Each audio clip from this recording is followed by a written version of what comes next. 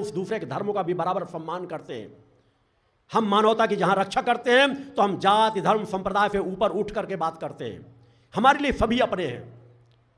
कोई भी धर्म गलत रास्ते में बढ़ना नहीं सिखाता, मगर अगर कुछ गलत है तो अधर्मी और अन्यायों का अगर हम सही तरीके सही पथ पर चलेंगे तो एक नए दिन उनका सामना करने में सफल हो जाएंगे।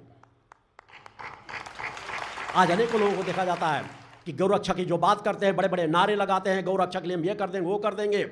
आज वही अनेकों ऐसी संस्थाओं से जुड़े हुए जो हिंदुत्व की संस्थाओं का नाम दे देकर के अलग अलग कई संगठन बना रखे हैं, वही गांव से बड़े ट्रकों को 5-5 हजार रुपए 10-10 हजार रुपए लेकर के कुछ पुलिस वालों की मदद से, पुलिस वाले भी खाते हैं, वो भी खाते हैं, और गाय कटने के लिए बराबर जाती रहती है और कहते हैं हम हिंदुत्व की गौ की रक्षा करते हैं। अनेकों लोग पकड़े जाते हैं, अनेकों जगहों की जानकारी मुझे स्वयं है। आज यही देश में हो रहा है। जो नारी का सम्मान अपने घर में नहीं करते, उन नारी के सम्मान का बैनर लेकर टहलते हैं। जो बच्चियों का अभिशाप समझते हैं, पुत्र हो जाए इसके लिए हर दरवाजे दरवाजे मत्था टेकते फिरते हैं, लड़की और लड़के में भेद करते हैं, वो लड़की के सम्मान के नारे लगाएंगे, लड़की के सम्मान में बात करेंगे, बाहर कुछ अंदर कुछ।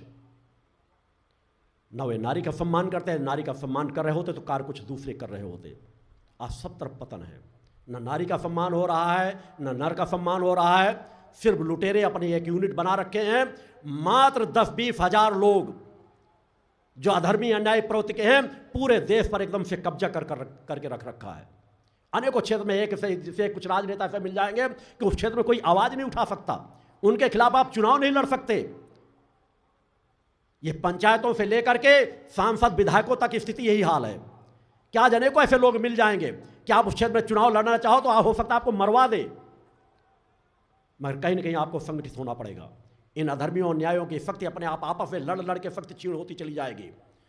आपको किसी अस्त्र शस्त्र को लेकर के कार्य करने की जरूरत नहीं है। मां का शब्द ही हमारा सबसे बड़ा अस्त्र है, मां का ध्वज ही हमारा सबसे बड़ा अस्त्र है, मां की हृदय पर हमारी बैठी हुई ऊर्जा शक्ति हमारा सबसे बड़ा अस्त्र है, हमारा आत्मबल सबसे बड़ा हमारा अस्त्र है, हमारे घर में सम्मान पे फहराने वाले मां का ध्वज हमारा सबसे बड़ा अस्त्र है, हमारे आज्ञाचक्र में मां का कुमकुम जो लगा हुआ है वह हमारा सबसे बड़ा अस्त्र है, हमारे गले पर पड़ा हुआ हमारा रक्षा कवच हमारा सबसे बड़ा अस्त्र है। भगवान की जय। चल रहे मां का दुर्गा चालीसा का अखंड पाठ हमारा सबसे बड़ा अस्त्र है। यहां पर फहरा रहा मूल ध्वज हमारा सबसे बड़ा अस्त्र है। ये अस्त्र वातावरण समाज में सहज भाव पे परिवर्तन डालते चले जाएंगे। आवश्यकता है कि हम उस सत्य को मानकर स्वीकार करके ग्रहण कर लें, और जिस दिन हम ग्रहण कर लेंगे तो एक दो नहीं, आप तो लाखों लाखों लोगों में बदल चुके हो। वो धरातल मजबूत हो चुका है कि इस धरातल को और सशक्त बनाओ और इस पर आगे महल खड़ा करते चले जाओ। मैं चाहता हूं मेरे हर शिष्य का सम्मान हो। तुम जिस गांव में रह रहे हो, जिस गली मोहल्ले में रह रहे हो, आपको सम्मान के दृष्टिकोण से देखें कि हम वास्तव में सच्चे समाज सेवक हैं। ये अनीति अन्याय अधर्म के पथ पर नहीं जाते, ये किसी का शोषण नहीं करते, ये सबकी रक्षा के लिए खड़े हो जाते हैं, ये समाज को अच्छी बातें सिखा रहे हैं, ये बच्चों को अच्छी बातें सिखा रहे हैं, समाज को नशे मान से मुक्त चरित्रवान बना रहे हैं। ये क्रम आप करोगे तो सहज भाव से परिवर्तन आता चला जाएगा।